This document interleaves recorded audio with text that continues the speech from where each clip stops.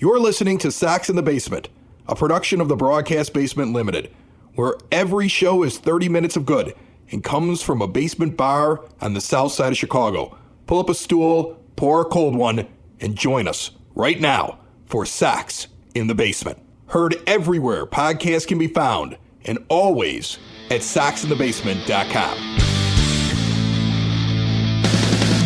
So my nephew and his friends went to a White Sox game this past weekend. Tickets in hand, my friend. And they actually paid money for it. Paid money for the tickets, had them in advance. We're going to the game. I want to say they were going on Saturday. Yes, I believe they were going on Saturday. They went to Saturday's game. And they get down there and they take public transportation, which is always encouraged by the team, right? Like the team is take your public transportation down because we aren't good at taking care of traffic around the ballpark. So please take your public transportation down, use all the public transportation, and get down here. Well, here's the thing with public transportation. Sometimes it gets delayed. Sometimes the old train ain't moving as fast as it should. Sometimes you miss the time that you wanted to leave and you got to wait for the next one, right? So these kids get there after the game has begun. It's not the 7th inning. It's not the 5th inning. The 3rd inning is beginning. And they were denied entrance into the ballpark. The White Sox were they like naked or something? Brandishing firearms? No. We're talking 17-year-olds, honors students. I know he goes to Marist, but I mean we're talking good, clean-cut American kids here, standing at the door with tickets in hand, wearing White Sox attire. Ready for their peanuts and Cracker Jacks. They don't care if they ever get back. Right, and when I say that, I'm just trying to point out. Look, I don't care. They could be kids from anywhere. They have tickets. You understand? They could be public school kids from another land. They have tickets. I'm just trying to make a point here. They have tickets to the game. There's nothing wrong with them. They're not approaching. And they're not doing anything disruptive. No, they're not approaching the gate drunk. They're not holding vape pens in their hands. They're just kids that are going to a ball game. And they're not the only ones that get denied. They're standing at the gate, and while they're getting denied, everybody else trying to walk in is getting denied as well in the 3rd inning. Now, how many times have you gone to the ballpark? And again, we just talked about this whole idea of like, I can't believe that they have special tickets for giveaways. So I'm sure somebody's going to jump in the comments for the show and be like, oh yeah, they got this policy now that they probably didn't have 10 years ago. And which again, I don't care that they have the policy. The policy's wrong. Whatever the reason is for the policy, it's wrong. Just because they have a policy doesn't make it a good policy or a correct policy or something that we should be excited about as fans or just accepting of as fans, because it can be terrible. Right. I mean, how many times you sat at a bar? How many times you go on to a restaurant? How many times you've been around the ballpark and said, you know what? I want to go see this game. How many times you run late for a game and gotten there? I used to live out in LA and go to Dodger games, and the average time everybody shows up is the 3rd inning. Right, because you have to leave the day before in LA to get to a Dodger game, right? Some don't get there till the 5th. They don't deny entry. They let everybody in. They want to sell them food and beer and make sure that they get all the amenities in the ballpark because they make money off them. Plus, they've given them a ticket. Now, I haven't seen it. I have not, since this happened, had a ticket in my hand. So I don't know if it's written on there now, but I doubt it is. That there's some cutoff for when you can walk into the game. I mean, I get it if it's a 7th inning.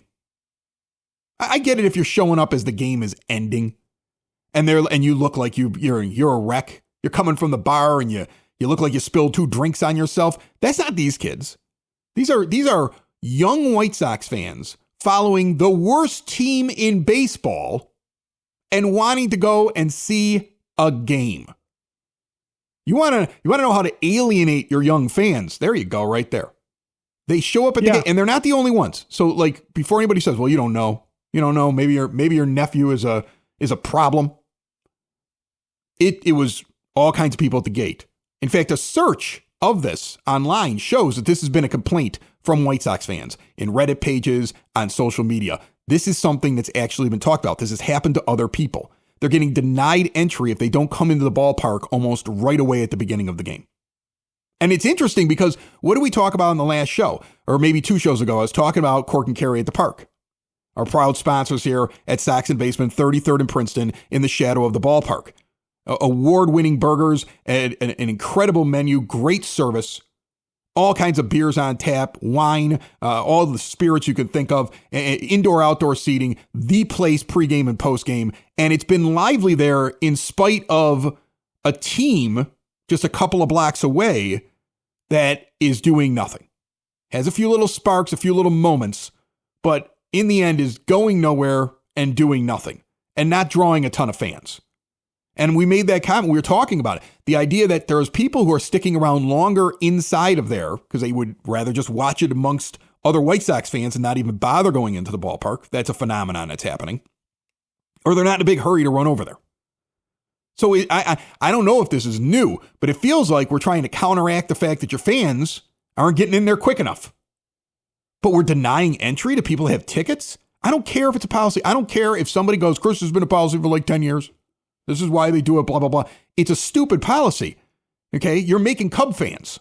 That's what you're doing. You're telling the generation that has the smallest attention span of any generation in the history of the human race that they can't come into your ballpark after they've gone down there on a Saturday night when they have so many other options and things that they can do. They decide they want to go see a White Sox game and you deny them entry. They can take the same public transportation and go to Wrigley next time. Or if they're Southsiders, they can go see that team in Crestwood at Ozinga Field and have a good time there. And you're trying to figure out how to build your fan base? I've never seen a team step on their own feet more than the Chicago White Sox. They are the worst run organization in professional sports. Yeah, it's not. I don't care. There's no defense. I'm sorry. There is no defense. And first of all, it's not been a policy for 10 years, because I've gone to plenty of games over the past decade where I walked in well after the first inning is done. I've been late to games because I do not live around the ballpark. I cannot take public transportation. I got to take multiple forms of public transportation realistically to get there. And it's something that, as a person who wants to take, say, my family, where I've got a kid with, some mental health issues, and sometimes getting him going is not exactly the easiest thing in the world to do, especially if he's not particularly motivated, things aren't going his way. I'd hate to sit there and think that I've got a cutoff time from when I have to leave, or that one accident on the expressway costs me and my family the opportunity to go see this. Or like you said, you're on the red line and the train breaks down, or there's a problem at the station, or there's a problem on the tracks, or heaven forbid they're doing something, the CTA is doing something with the buses or something like that, or there's any kind of issues. Not to mention, you referenced it, the terrible traffic management around the ballpark, sometimes having to swing around from one parking lot all the way to the other side of the field to get to parking. And then you have to walk up and you better pray that the first pitch hasn't been thrown. I know you said third inning. It was third inning. That's what they're telling me. It's third inning. And here's the thing. I know I'm going off the story of some teenagers, but one, I trust the kid. He's a good kid. And two, there were other people being denied. And three, a quick search of the internet, you can find people complaining that this is happening other than him. Well, one of the suggestions was, well, maybe it's because they're teenagers. And if that's the case, I have to ask the question, and this is not to besmirch the 108 or any of the other guys that do those kind of shows and those podcasts that are doing whiskey at Comiskey, standing out in the parking lot where members of the White Sox come out and hang out with all of them, and they're doing this massive tailgate where alcohol is featured and everything else. In fact, alcohol and drinking has been embraced by this team publicly. All right, and I have no problem with it. We do the show from a bar. How old was that survey that said the White Sox fans are on the whole the most drunk? Right, but here's the thing: Major League Baseball. We do the show from a bar. Cork and Carry at the Park is our sponsor. All right, so look, I'm not a prohibitionist. We're not here. teetotalers, right? Exactly. Yeah. But here's the thing: who's more frightening coming in the third inning? If the policy is for teenagers, the adult that's been getting bombed in the parking lot and was so drunk that they didn't even realize the game had started, or the kids that took public transportation down and you're trying to make them into lifelong White Sox fans. So if that's the reason, that's another reason why the policy is stupid. I don't know what the reasoning is behind it, and I don't know why they were denied.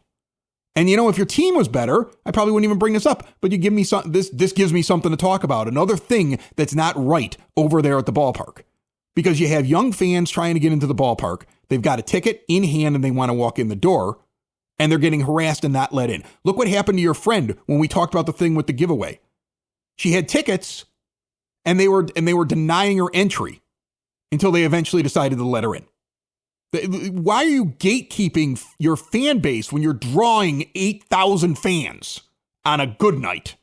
And that situation, that's a family that's standing there. That is a mother, a dad, and 2 little boys, okay, that are excited to be at the game. And again, you want to build a fan base. You want people to spend money on this team. You want to make any money as a team.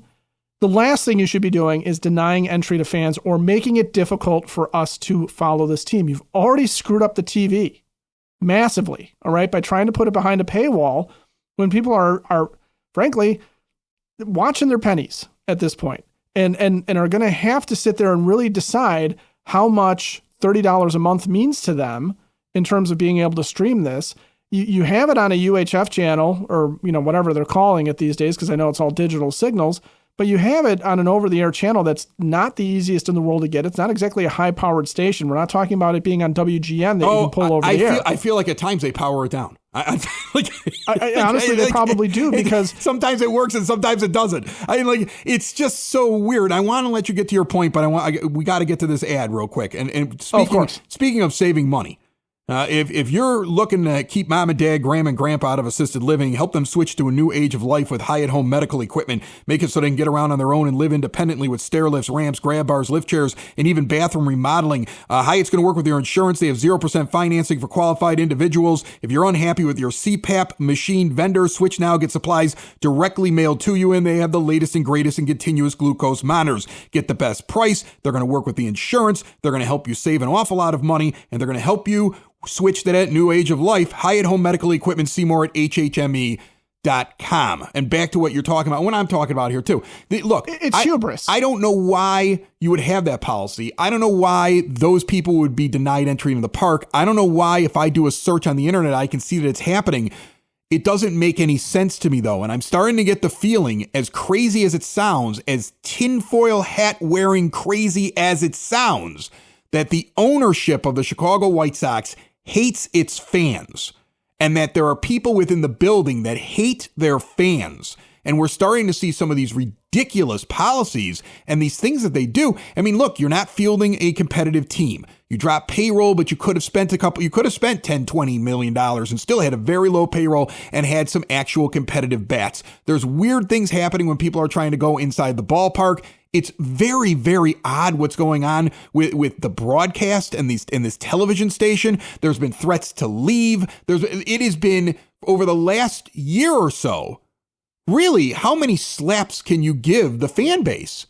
And then you sit there and you go, I don't understand why they're not out here. It's more fun at the ballpark. Look at all the fun we're having here. We brought back Nancy Faust, so you should definitely, and that is also the biggest. I mean, look, I love Nancy. Nancy's been on the show before. Nancy was available this whole time. Nancy was able to come anytime you wanted to get her. Nancy never wanted to leave. Nancy didn't want to leave. Okay. Now you've brought her back and you suddenly want to interview her and welcome back in the family. And you could see the look on her face. She is so happy. Where was it 10 years ago? Anybody in the know has that question, and it's a valid question. Where was it 10 years ago, and why did it have to end? Why did it have to end? Why were you, when she was playing the organ, putting up a poll on the center field screen? Do you prefer hip hop music or stadium music or organ music? Why would you do that to an institution like Nancy Faust, and then slowly but surely she's out the door? I'm glad she's back. They should have her back more often. It's something that brings, not only, it brings an ambiance to the ballpark, but it's something that should never have left. The decision-making process that this team, that the front office, that the people that deal with the fans on an everyday basis, it sometimes is so skewed and off. It is just the weirdest thing in the world. At least they finally got around to bringing Tim Elko up. We've been yelling about it for 2 months. They finally got around to it. And did you notice how they kind of introduced it, Ed? Did you see what they did? Did you see, like, if you really are paying attention, in the couple of days before Elko's elevated, suddenly Miguel Vargas is starting to play first and Andrew Vaughn is starting to play DH. Like, we had to ease him into the idea that he might not be the everyday first baseman anymore. This replacement level player who's having a terrible year. We had to ease him into it. It's not like you got Frank Thomas over there and you got to ease him into Paul Konerko. But that's what they did. That's what they did with their lineup. They eased Andrew Vaughn into the idea of it. And then they brought up Elko, who hits a big bomb in his second game. And I don't know if he's going to work out or not. It's only a couple of games. But the guy should have been up here for a while. And he's one of the many guys that should be up here playing. I mean, I can list them off right now. Chase Meidroth should be up here for the rest of the year. You should see Tim Elko get a big, long, extended look. You're going to have Luis Robert Jr. up here playing until they figure out whether or not they're able to move him. Who knows? He's constantly hurt. Right now, he seems to be hurt. He's nursing something. You have a real question at catcher. Maybe we should get into that now. What are you going to do? I'm looking at the guys that are coming back off the injured list.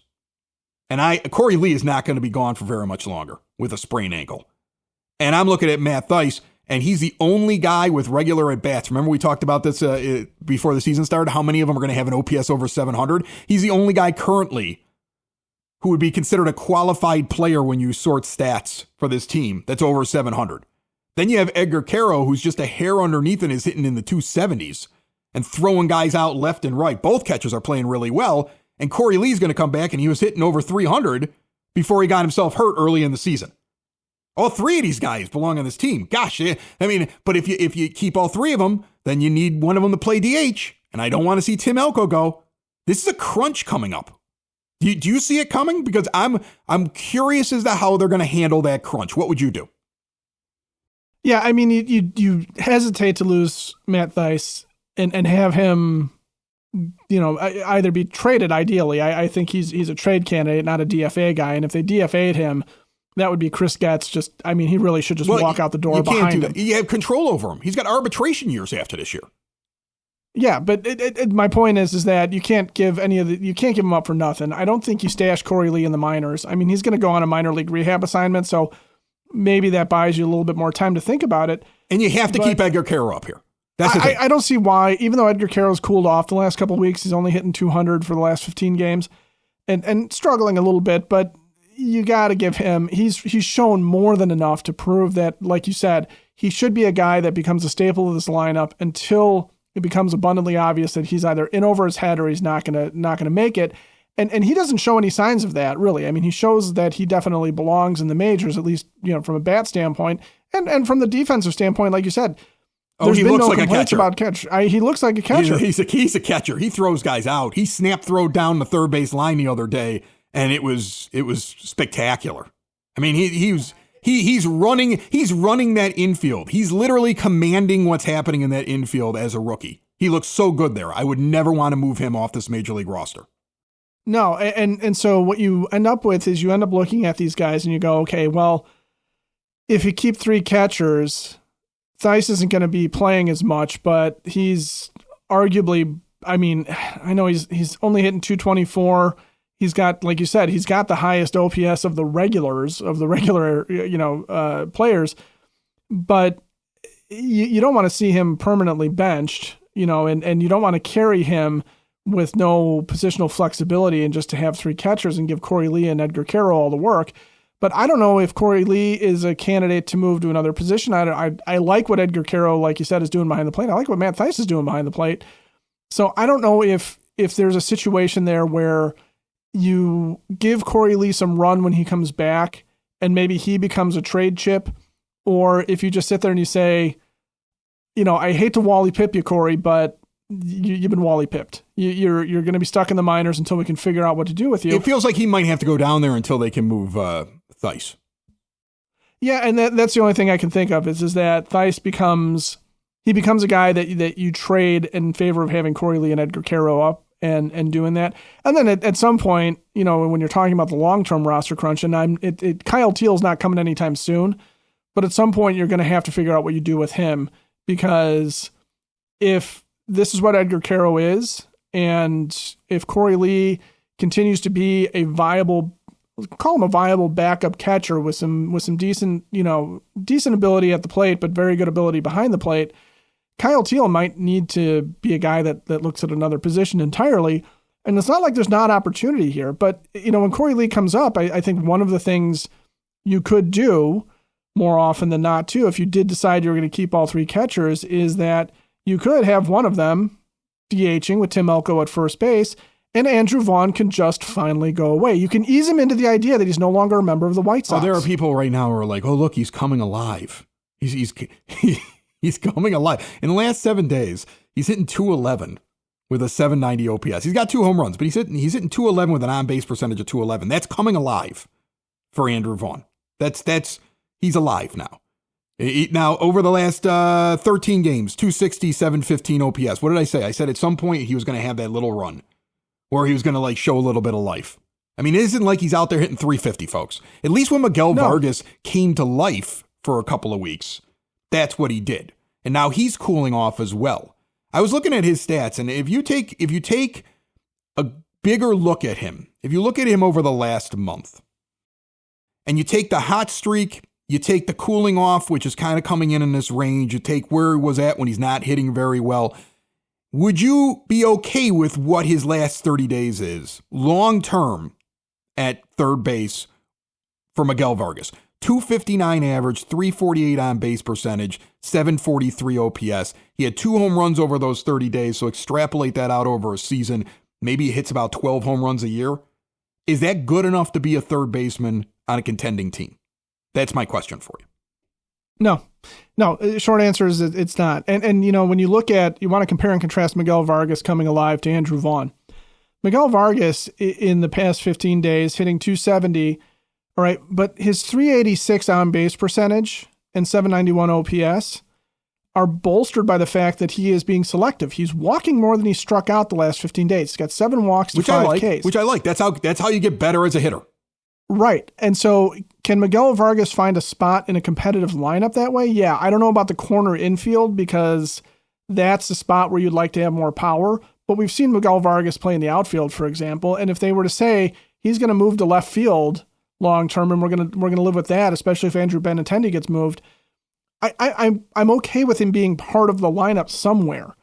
But Andrew Vaughn, the problem I have with Andrew Vaughn coming alive, quote unquote, is by comparison, his 260 average, 715 OPS is just based on him being able to hit the ball hard where they ain't. He's not getting on base. He's got 1 walk in the last 2 weeks, 1 walk and 16 strikeouts. That means all he's doing is getting lucky that he's barreling the ball a little bit more. And he still leads the team in that, you know, kind of nebulous statistic. But I mean, the reality is that when you look at Andrew Vaughn's numbers overall, he's got 40 strikeouts to 7 walks. He's got a 225 on base percentage. He's not strong enough to be a 3 true outcomes guy, especially when the 3 true outcomes are home run, strikeout, or like ground out, I guess. I mean, his third outcome isn't even get on base. He doesn't have that 3. He's not Adam Dunn here. You know, it's one of those things where 5 home runs at this point in the season is a pathetic total for a guy who's supposed to be one of your power hitters. And I'm throwing Luis Robert Jr. under the bus there too, because he's only got 5 home runs. I'm pleasantly surprised by Andrew Benintendi having 5 home runs, considering he's been on the IL more than I think he's been on the field, it feels like.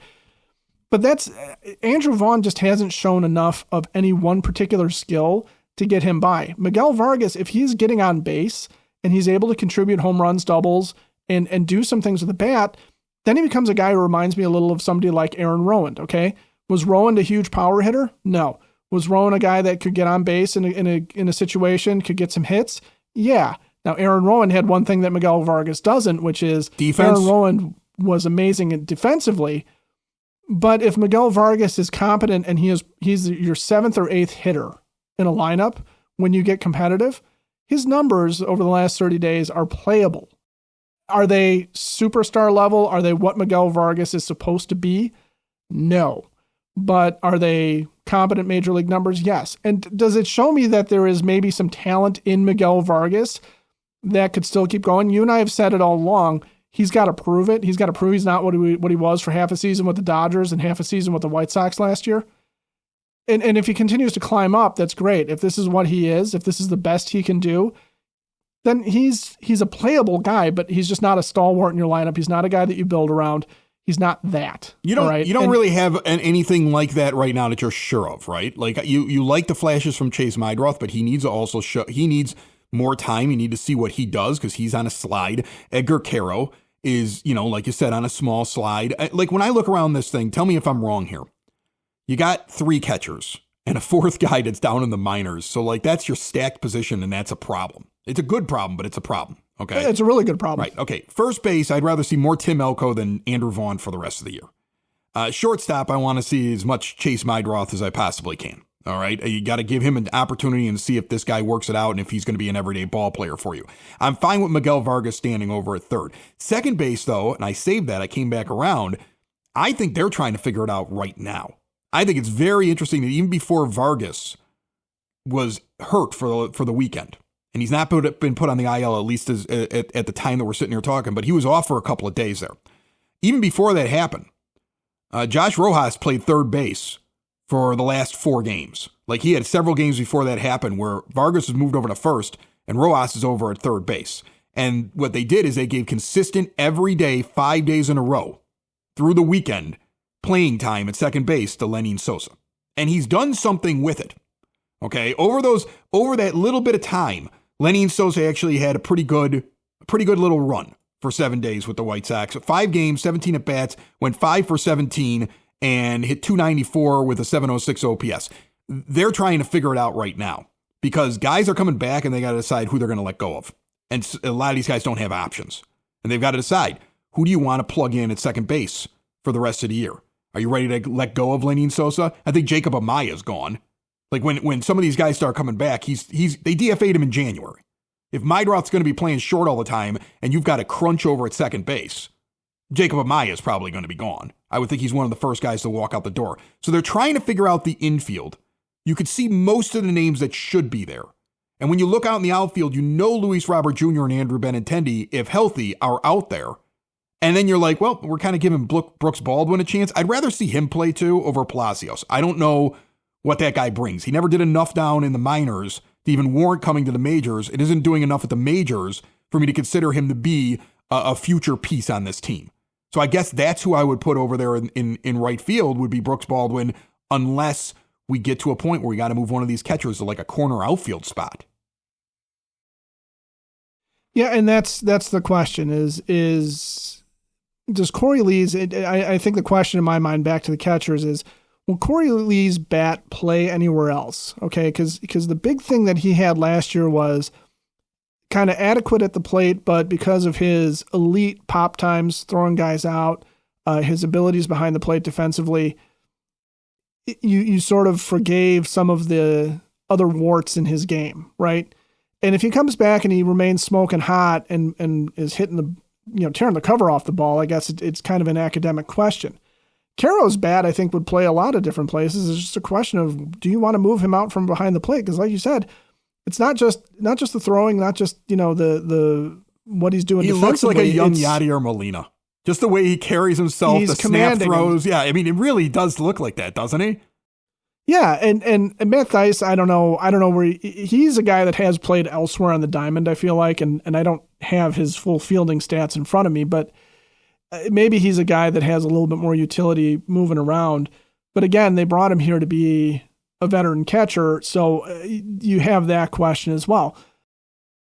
But I don't know where you put these guys, and then Kyle Teal is not coming again anytime soon, so I'm not really worried about what they do with Teal. And I forgot Austin Slater. There's a guy who could end up standing out in the outfield on a everyday basis. They wanted that guy in the offseason, and he got hurt and Mike early Tauchman on. Too. Right, and both him and Tauchman, like these are acquisitions that they intended to use, hurt early on, coming back soon. So, like, look, and it's weird to have these conversations because you have to look at them not from a standpoint of I want to win games, but like what are you building? And so you can't get rid of guys so you have to start making decisions on players. And you almost got a gift. You got a gift with some guys getting injured. Some guys got more looks or got an opportunity to come up to the majors when they might not have gotten a chance to come up to the majors. You've gotten a look at some players because of the injuries. But it's going to come time now to make decisions as an organization over who really belongs on the 26-man roster and who really deserves playing time. And the one thing you got to get out of the way of is you cannot worry about anybody that's been there in the organization for a long time. You can't worry about what you originally wanted that guy to do. Who's actually performed and shown you that they should be somebody you stick with. and who hasn't done that in the first 2 months of the season, and because of that, by their own fault, should be leaving the team? That's the question, and that's how they have to look at it. Sox in the basement. Sox in the basement. Sox in the basement. Sox in the Basement. Heard everywhere podcasts can be found, and always on soxinthebasement.com.